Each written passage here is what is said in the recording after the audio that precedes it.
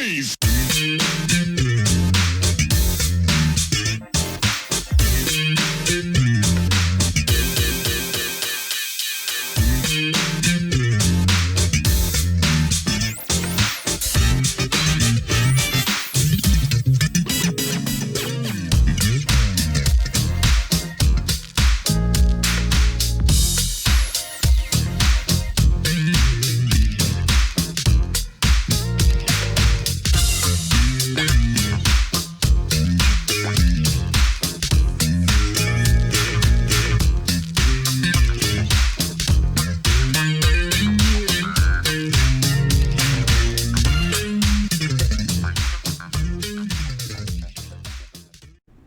How did you come together with Marcus and Stanley to do that record?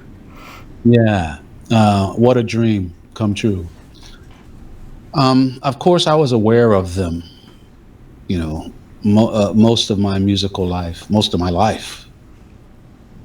As Bela Fleck and the Flecktones started getting popular, which meant I started getting popular, I started to become friendly with Marcus and Stanley. And it had always been a dream of mine to do something different and do something like a 3-bass band with those two guys. So, you know, I might see one of them at a music convention like the NAMM show, which is the big convention that happens in California every January. But if I would see Marcus, I would say, man, Marcus, man, we got to do something together one of these days. Yeah, man, okay. I would say the same thing if I saw Stanley. And this would happen for years. But what really, so that may have put it in the universe, in the ether, you know. But what really came together was Bass Player magazine honored Stanley Clarke with a Lifetime Achievement Award. And someone came up with the idea of having Marcus and me present the award to Stanley. So Marcus and I both said nice words about Stanley. And then the three of us got together and we played Stanley's classic, School Days. We played it together. And without much of any kind of rehearsal, of course we did do a sound check, but it just gelled. If Stanley went high, Marcus went low, I went in the middle. If Stanley came down, I went up high, you know, it just... And after that, Stanley was like, man, we gotta do this. We gotta do this.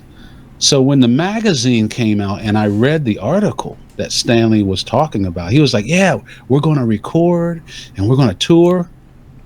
And that was the first I heard about it. And I called Stan. I was like, man, I'm reading this article. You're talking about recording and touring. He's like, yeah, man, we got to do it. So we finally did it. And we did it for 2 years. Only one record, but we toured for 2 summers. But the record is so good. It's called Thunder. And the band, we called it SMV, Stanley Marcus Victor. Really good musical record. You think it would just be a bunch of bass players going crazy. It's so musical. And the live performance was so musical. And I'm honored to have been a part of it, you know, with 2 of my all-time heroes. Yeah, I mean, 3 of my all-times right there, you and those 2 guys. I mean, wow. And Thunder on that is a little School Days like to me. Yeah, absolutely. Yeah. Yeah, we definitely, you know, we hit each other's songs all over that record. Yeah, and it was great to hear go back to some of Stanley's stuff with the Silly Putty and yes. Really exactly. cool. Yeah. Exactly. There's one song, Hillbillies on a Sunday afternoon or something like that. Quiet Afternoon, yeah. Quiet Afternoon, yeah.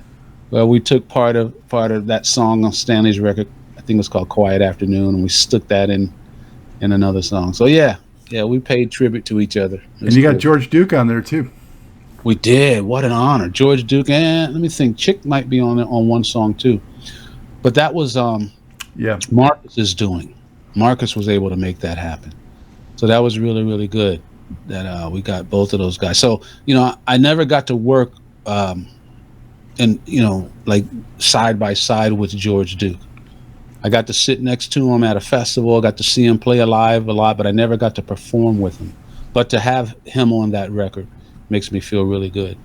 Mm-hmm. And of course, you know, for this show, a lot of people love Bootsy, and you mentioned Bootsy already. I know you guys have this friendship going back some years. Yeah. How did you first meet? And tell us a little bit about those collaborations, if you could. I actually can't remember how we first met.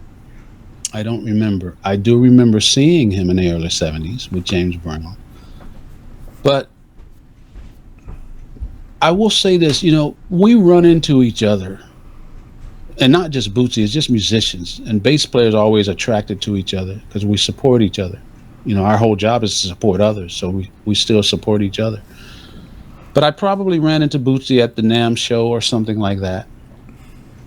And I think Bootsy probably contacted me and asked me if I would put bass on a project. Bootsy's always working with people. Stuff that we don't even know about, where he's helping someone get a record deal or producing a song. So he might call me or someone else and say, hey, will you add some bass to this? And of course I'm gonna say yeah. But then on my Soul Circus record, no, first it was Live in America record. And it was before we were recording the record, I asked Bootsy, and at this time I had done a few recordings for him, so I kind of asked him for a favor. Will you record an intro? Because on this tour, we had a little bit more production, and we were going to have this recorded intro that we walked out to. And I just asked Bootsy if he would just say something on the mic, and can we use his voice? And, like just say my name or whatever. But Bootsy, when he sent me something in the mail, and I picked it up, and I was riding with my friend Anthony Wellington in the car, and we put the cassette in, and it was a whole song that he came up with, where he and his wife are singing my name, and it's like you hear a crowd shouting, Victor, Victor. Man, Anthony and I, we had to pull the car over. Just a groove, man. So he really did me right. And we started every night on that tour, and we recorded every night. Our sound guy recorded every night, and that wound up being a live record called Live in America. And speaking of Marcus Miller, Marcus came to see us play in San Francisco, and he showed up with his bass. So there's a song on that record called Miller Time, and it's when he joined us live. But that whole record starts with part of the recording that Bootsy did for us. It reminded me of the way he started his record. All the name is Bootsy, baby. We want Bootsy. It was like we want Victor, So it was very cool that way. He's just the greatest guy. People probably have no idea what a nice, genuine, caring person he and his wife Patty, they both are. And he knows that he can call on me at any time. I just played on something else for him recently. Well, that on his record, Bass Rigged System was a very cool track, and you get name checked on it. Yeah, exactly. Yeah, exactly. Well, he's recently been working with this little 15-year-old. She just turned 16, plays ukulele and sings, and she lives somewhere near Nashville. And Bela and I played on a song for this young woman. So I'm happy Bootsy, he's not playing as much anymore, but he's really working hard and helping other people, making sure good music still gets out there. That Soul Circus record, which you had mentioned, definitely one of my favorites. I think it's one of your most accessible records, but also one of your funkiest. Thank you. Yeah. My plan on that record was to do an old school R&B record. Like the records that I grew up with, Sly and the Family Stone, Bootsy, Funkadelic, and just some real good R&B soul music, but kind of make it a little bit more up to date, maybe make it sound a little bit more up to date, but with an old school feel. And that is one of my favorite records, and I'm sad about that record because it's one of my records that I don't own. That was one where you sign it away to a record label for some promises that never happened, and then you end up not owning that record.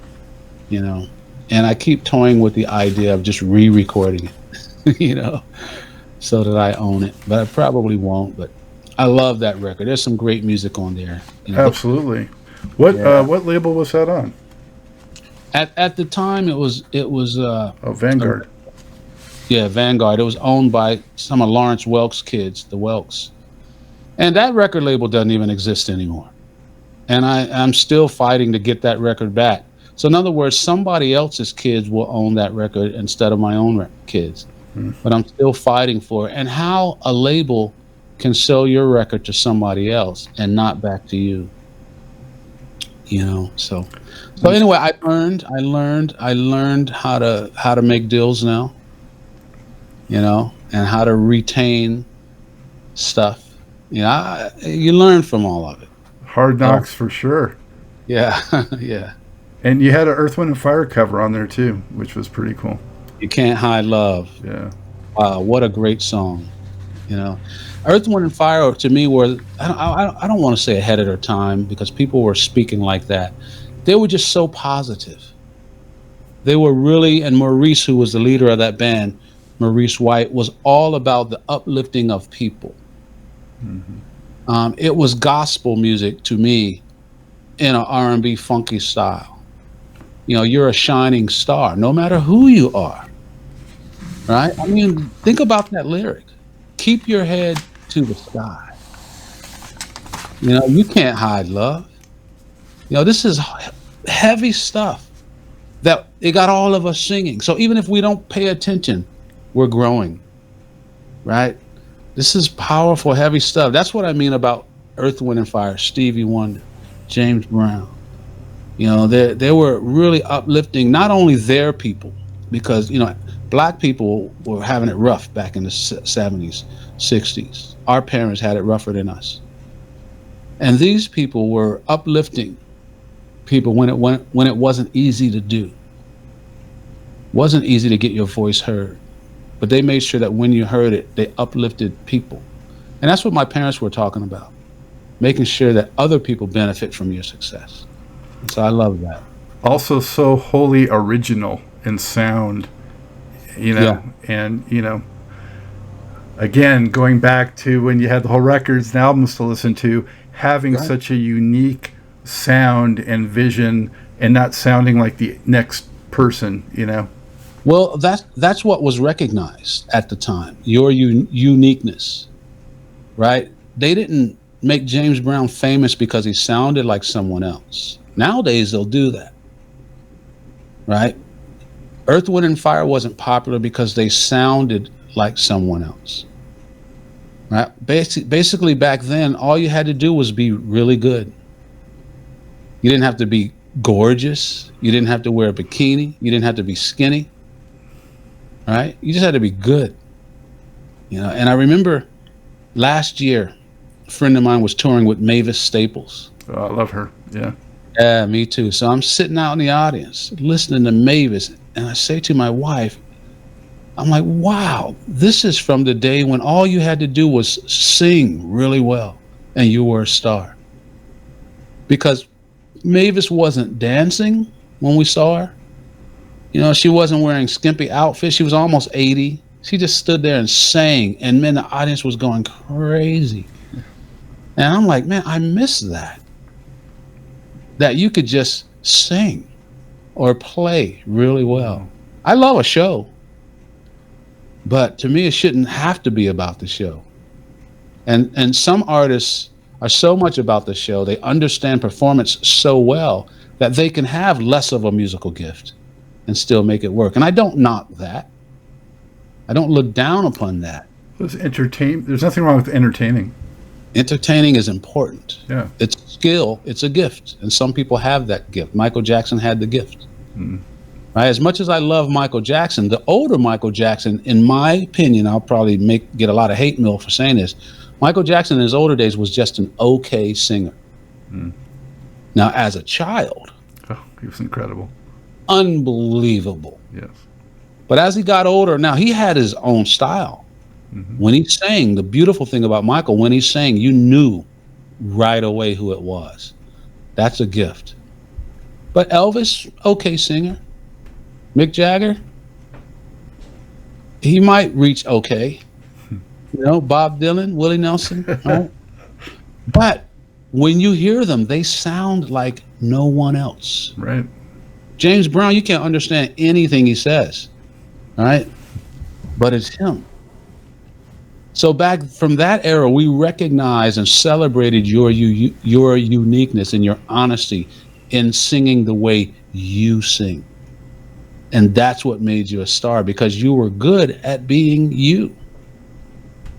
But nowadays, as soon as we get a Taylor Swift, now we need another.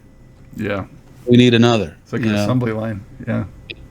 And not to knock any of them. I'm a big Taylor Swift fan. I love the fact that even as a kid, she's writing this music on her own. I love it. And anyone who can make it out there, I admire. Sure. Because there's a lot of talented people who can't make it. So there's a gift to be found everywhere. So Victor, where are you finding inspiration now? And, what are some of your ambitions looking forward musically? Mm-hmm. Well, life is inspiring. If you're not inspired, I just think we're not paying enough attention. Right? Life is inspiring. This is an inspiring time right now. You think about all the songs blues that came out of heartache, the gospel songs that were brought about through slavery, right? The people that are stronger because of it. I mean, it's a horrible way to have to become strong, but a lot of things that knock you down make you stronger. And especially for us in this generation, this is the biggest thing we've ever had to deal with. Now, I would laugh my parents would be laughing if they were alive. Talking about pandemic, all you got to do is stay home. You got internet, right? My parents stayed home all the time anyway. They lived on a farm. They knew how to garden. They had hogs. They couldn't afford to go to the doctor or anything anyway. So they'd laugh their way through this. But for us, it's the hardest thing ever. And I get it. We weren't raised the way our parents were, right? Our parents that came over on ships, or either from Europe or from Africa, or the plagues, the depression. Every generation has something. But my point being is that you can find inspiration in it. And we need that inspiration right now. We need to get inspired to get through it. Politics, as crazy as it is, we need some inspiration, right? And music is a great way to do it. Music is a great way to say it without it sound like we're preaching. Comedians have that power too. They can say it and make you laugh about it, right? But music gets you to listen without even having to understand it. Because music doesn't just make you think, it makes you feel. But life is inspiring. I've got 4 kids, beautiful wife, wonderful dog, living out here in the woods. I see animals and deer and hawks all the time. I don't know how to not be inspired. The same way, some days I don't feel like talking, but whenever we do talk, we're talking about life, right? For me, music's just about life. And there's never any time where I'm not able to talk about it. Now, there are still projects I want to do. I'm working on projects right now. I just wrote a second book. My first book came out in 2008 called The Music Lesson. And it's done very well. It's sort of like a show of hands. It surprised me at what it's done in the schools and universities and people that are using it. But the sequel to that book, the sequel to The Music Lesson, is called The Spirit of Music. And it was due to come out this October. But then when the publishing company, we realized, wow, that's right around presidential election time. Nobody's going to we won't get any press. That's all they're going to be talking about is this election. So it's going to be coming out in February now. Okay. Which is good for me because I'm doing an audio version of the book. And these are big projects. I did an audio version for the first book. Huge project. It's probably like doing at least 3 records, maybe like 5 records. Mm-hmm. Because it's a novel. So there's characters. And then the characters are inspired by real people. So I got the people who inspired each character to read their part of the book. So I'm getting ready to start this next one. And a great bass player named Chuck Rainey, who played on, Steely Dan's Peg, He played on What a Wonderful World with Louis Armstrong. He even played on Rock Steady with Aretha. This guy's done everything. Well, Chuck inspired a character in my book called Uncle Clyde. So in the first book, Uncle Clyde's part is read by Chuck Rainey. So I was literally on the phone with Chuck last night and saying, Chuck, I'm getting ready to start the next book. You still game to read Uncle Clyde's part? You know, he's like, yeah, I'm in. So it's a big project because I score it with music. And every chapter of the book has music, sound effects. You hear all the voices. If a door shuts, you hear it shut. So, you know, it starts with just getting the voices. Then I start adding music and sound effects. So that's going on. I also finished my second concerto for electric bass and orchestra. The first one I wrote with a wonderful woman, a violinist and composer, Connie Ellisor, out of Nashville. She actually contacted me about writing a concerto for bass in the Nashville Symphony. And I said, well, at first I said, no, I don't want to do it because I'm not ready to get into that classical world. But then it dawned on me, you know what, let's try it. I said, but can I write it with you? So we co-wrote it, and we did that a couple years ago, 5 different orchestras. We called that one The Bass Whisperer, a concerto for electric bass and orchestra. So I have a new one that was supposed to have been performed last May, but it's going to be moved to next May. And so that was fun. I wrote this one totally by myself. So all, you know, about 30 different instruments, all symphonic and electric bass. And I have a bass that I bow. I hold it normally, but I can bow the strings. And it's got a curved radius, so it's like sort of like holding a cello sideways. It's electric or acoustic? It's electric. Yeah, it's electric. So I've got some bowed parts in there. So it's a lot of fun. But since it's delayed, I have actually more time to work on it and learn it. So there's a lot going on. Did you ever have formal training or not? Well, no, I'll say no, but the same way you speak great English without formal training. You didn't need formal training. You know, people have formal training if they haven't done it since birth, you know. But you can write music yeah. And read music. I can read and write music. Yeah. So, like, you know, you went to school, elementary school, you learned how to read. Dr. Seuss, your parents started you. I learned how to read in the 6th grade. In Virginia, they started music programs in the 6th grade. And there were no electric bass instruments, but they did have an orchestra. And so I grew up in nightclubs as a kid, and I had only seen double basses that were huge. I was always too small to play them. So I thought they were all huge. So I didn't think I could play a double bass, so I chose cello. Same size as my electric bass. I didn't know they made double basses the size as cellos. I got little kids that got double basses really small. That was a blessing in disguise. The cello parts are always much more interesting than the bass parts. Mm. So in the orchestra, I learned to read. I also learned how to bow really well, and I learned the side of music where you have sustain and legato and beauty like a cello. Parts that the electric bass doesn't do it easily. So I guess that as much as formal training as I had. From 6th grade through 12th grade, I read music in the orchestra. Mm. And because I could play electric bass and cello reads the same clef as electric bass, I could immediately now read music on the electric bass. So, you know, in probably 8th grade, now I'm playing in the high school jazz band and stuff like that. And my reading got better. I didn't go to college. 3 of my older brothers did.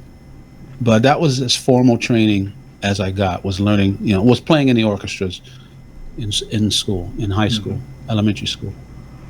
And that's paid dividends for you now because you've got that foundation.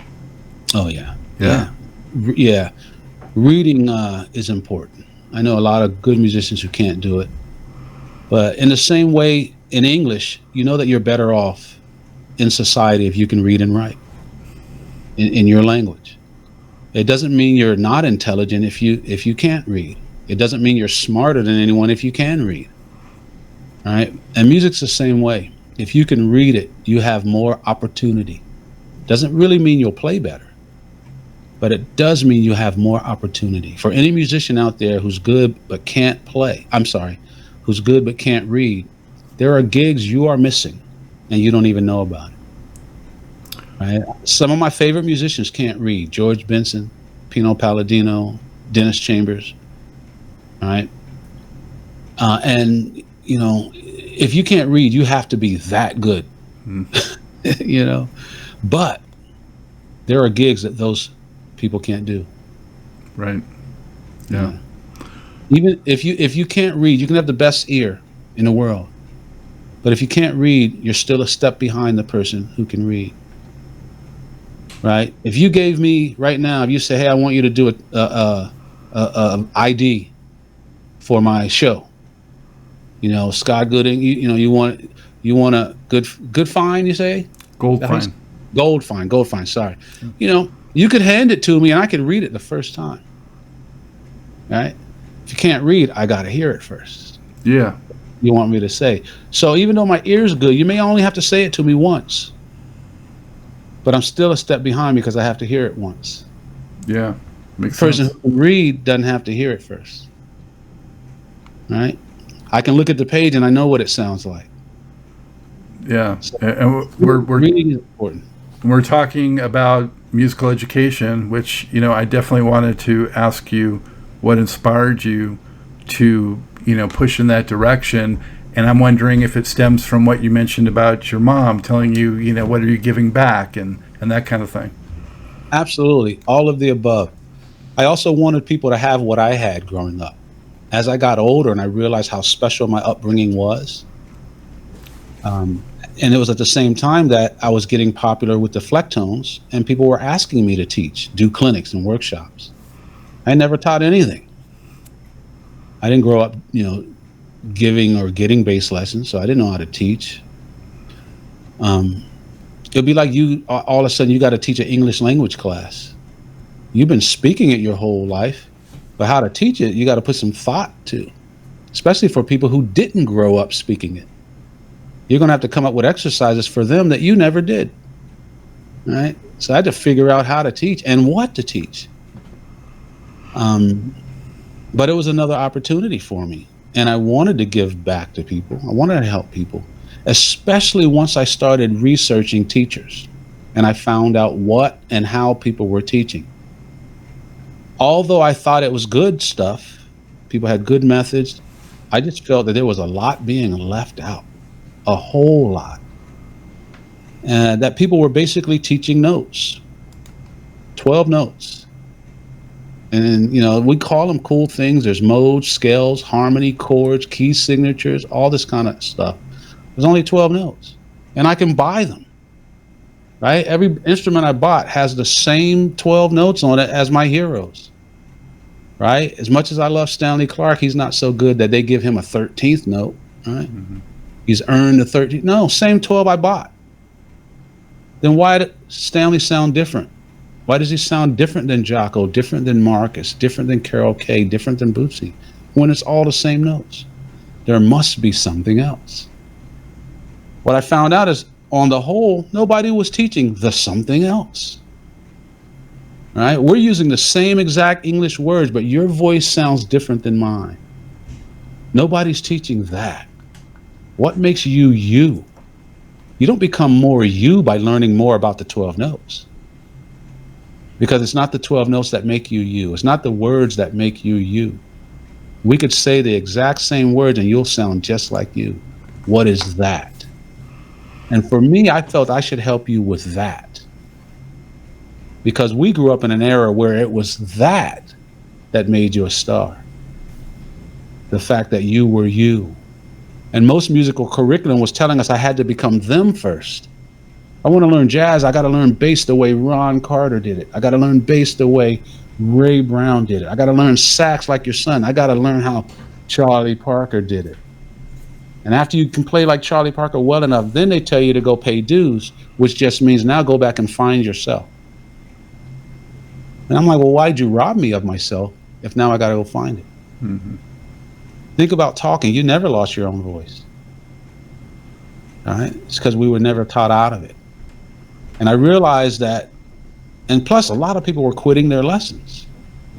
I'm like, what's going on? Music's easy. 12 notes, 7 letters. It should be easy. Why are people quitting? And I realized the process. The process is that we tell you you're wrong every time you're wrong. All right? And you're going to be wrong. When you start anything, you're going to make more mistakes than you get it right. So if you hear you're wrong every time you make a mistake, who's going to continue? All right? So I just realized there needed to be a different way of teaching. And I wanted people to know how I was taught. So I started really thinking about my brother Reggie. And Reggie's always been teaching. He never stopped. So I would go and watch some of his lessons and learn from him. And I take a lot of his methods and bring them to people. And there's a lot of underlying kind of like hidden things that you don't think about that Reggie is so good at. And parents do it too, you know. And basically it comes down to you're allowed to make mistakes. You're allowed to, you know. And when we're kids, our parents celebrate our effort, not the result. Like I said earlier, you come home with that finger painting, you know, it's not the best painting, but we're not looking at that. We're looking at what you did, the effort. When a baby stands up for the first time and falls, we don't criticize them because they fell. We throw a party because they stood up. All right? So we really celebrate a child's effort. We know the results coming. But in music, we tell you you're wrong every time you're wrong. And now we're playing music, and the whole purpose of playing now is just not to be wrong. And most of us, believe it or not, it's so sad, most of us never leave that mentality. We're afraid to play because I might mess up. I would tell you, I guarantee you're going to mess up. That's how you grow. You know, so I wanted to give back, but I wanted to do it in a way that it happened for me.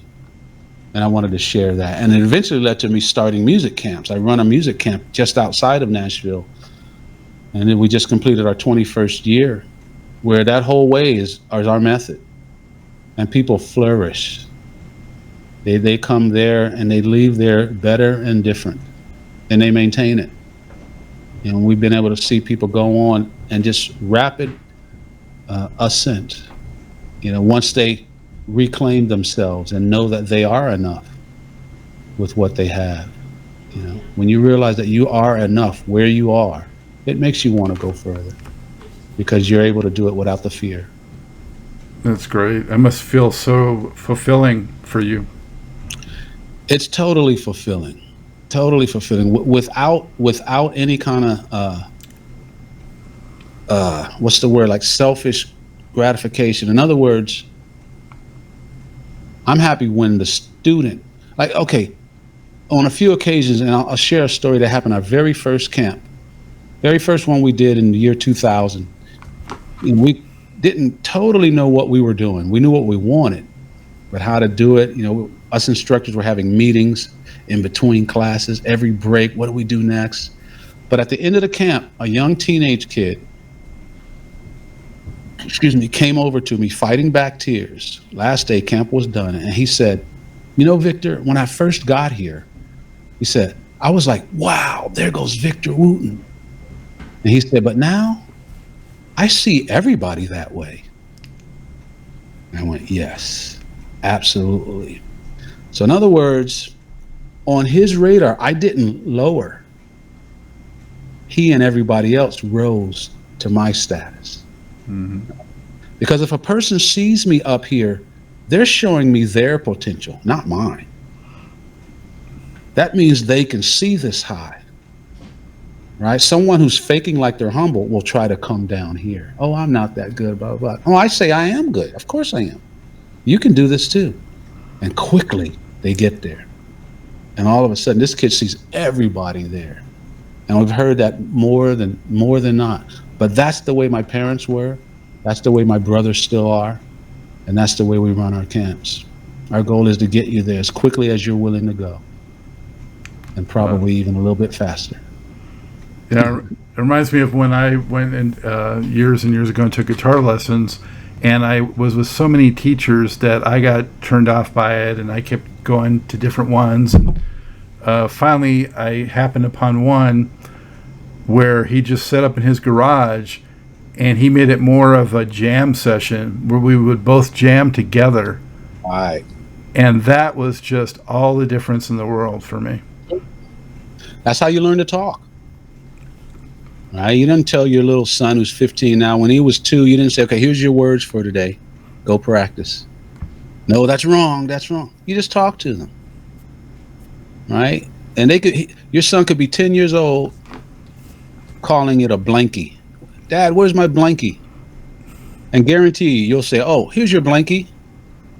You know, you don't say you're wrong. It's a blanket. Go practice, blah, blah, blah. No, they'll get it.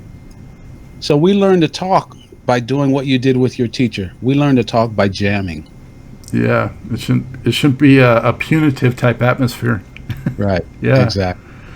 Well, I really appreciate all your time. I want to ask you maybe 1 or 2 more questions, and then I'll free you for your day.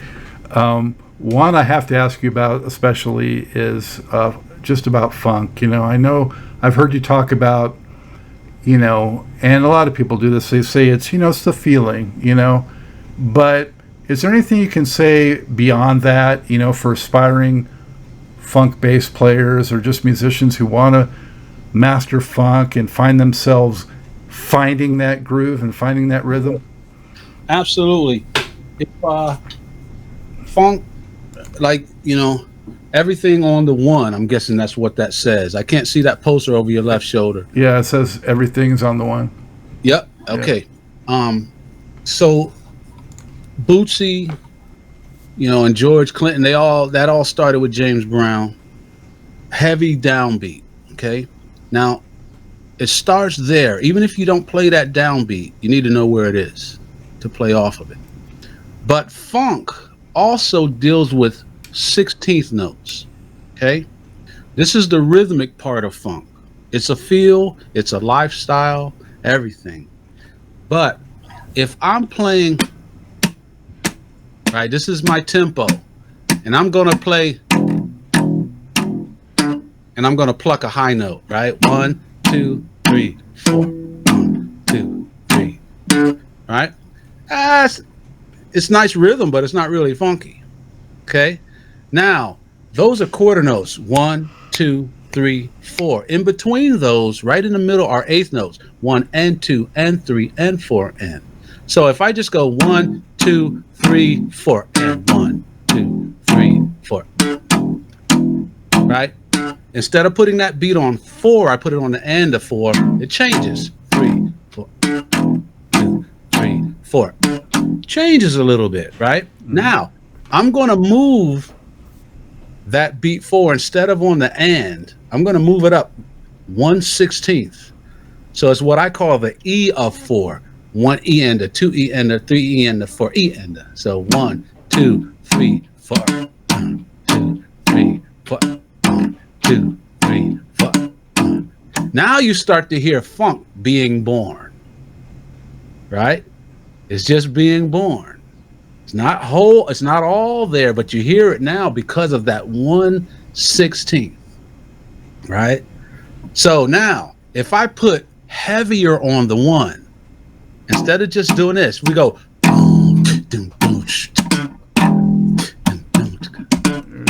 Now it's getting more funky. Right? Yeah. So if I sprinkle in a few more 16ths,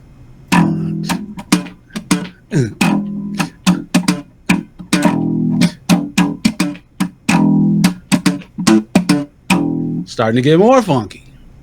So funky is a lot about downbeats, especially on the 1, with the sprinkling of upbeats on the 16ths. So when we're talking rhythmically, that's what funk is. That's what helps make you some more funky. If you do too many 16ths, it'll change the style of music. For example, if I play 1, 2, 3, downbeats, right? I can make it by just putting one of them on an upbeat. But if I put them all on the upbeat, right? If I go 3, 4,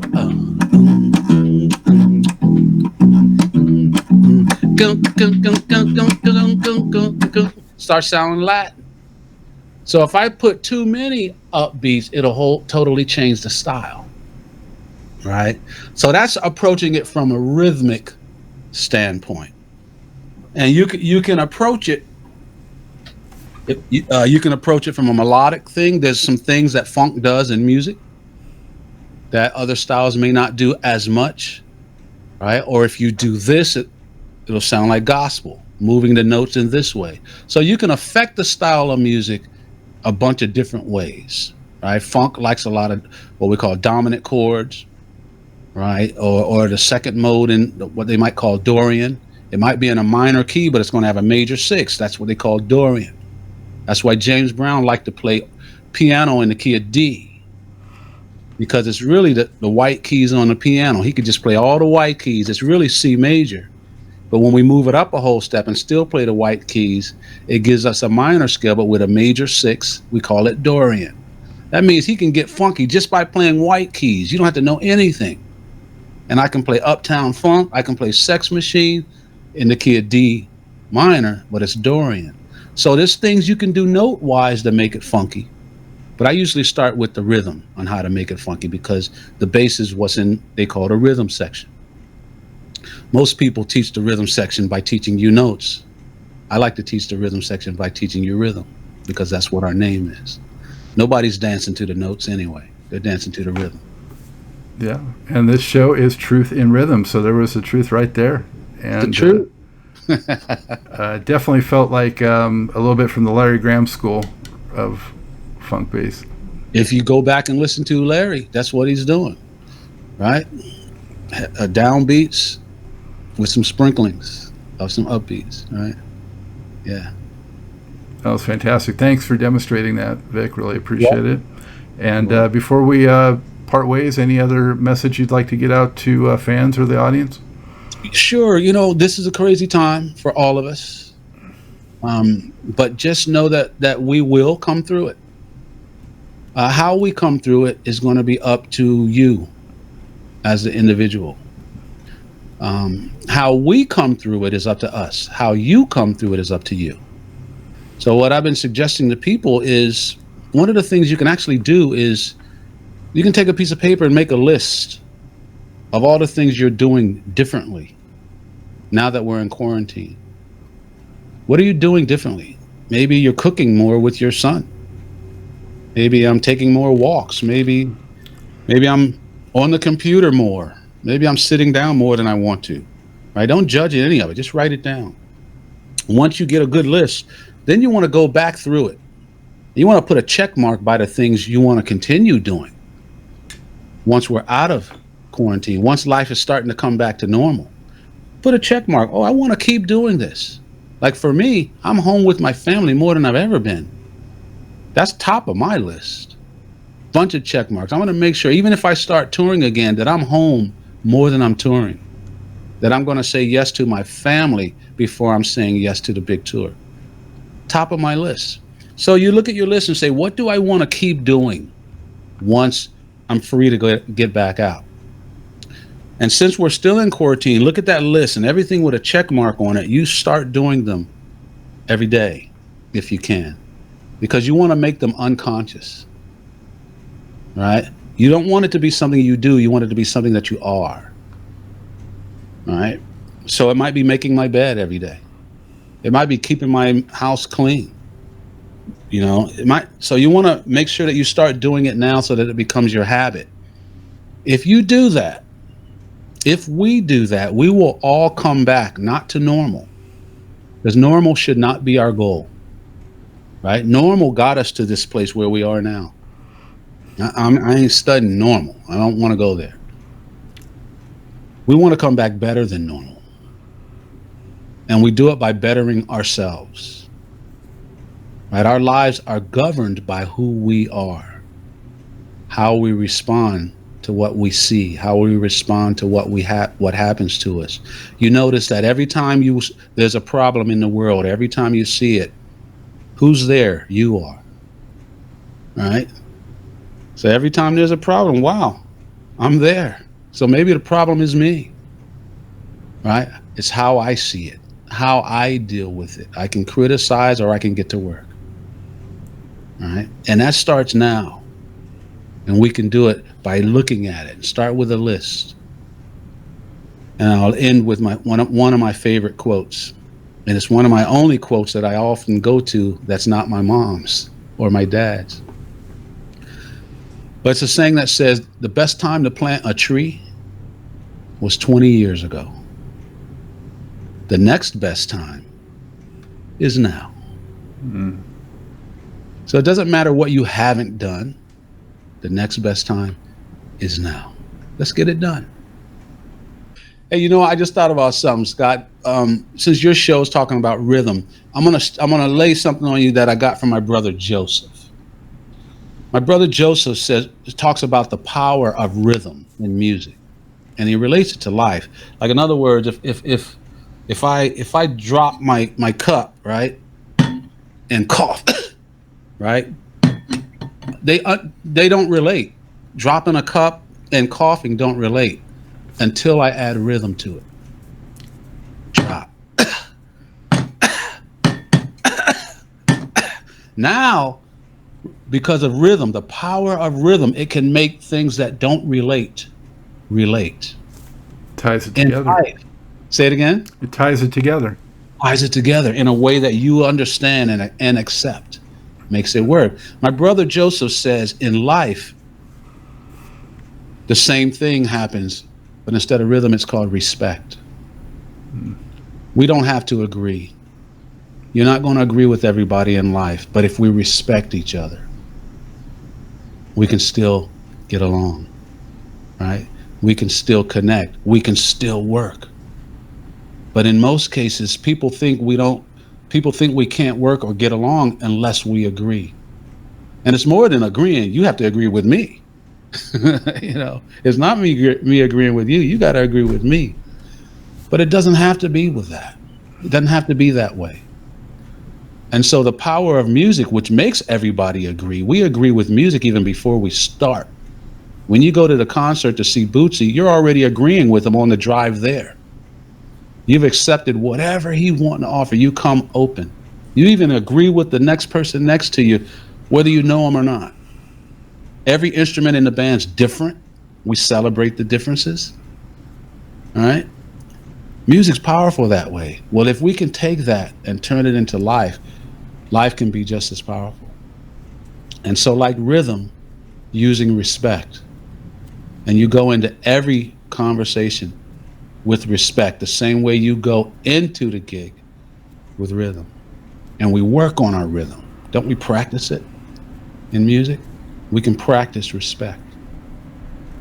Yeah, powerful stuff, right? Yeah. It's my colors. Wow. It's my colors, yeah. Yeah, thanks for sharing that. You're welcome. And some good words of wisdom, some thoughtfulness, and really good chatting with you. And of course, thank you so much for all the great music that you've given us and for the music that you'll still give us, and much appreciated. Hey, back at Truth and Rhythm headquarters. Thank you for joining us on another magical ride with Truth and Rhythm. Whether you're watching or listening, as always, thank you so much for your continued interest and support. Be sure to subscribe. Go to YouTube, go to the Funk and Stuff channel. That's where Truth and Rhythm lives and breathes and thrives. Also, goodies here like TIR Quick Takes. And if you subscribe, you know what? You get the show before anyone else. It's free. If you love jazz, funk, R&B, soul, you can't miss it. Pass it along. Tell a friend. Tell family. This audience is growing, and it is a beautiful thing, all coming together for the love of this great music.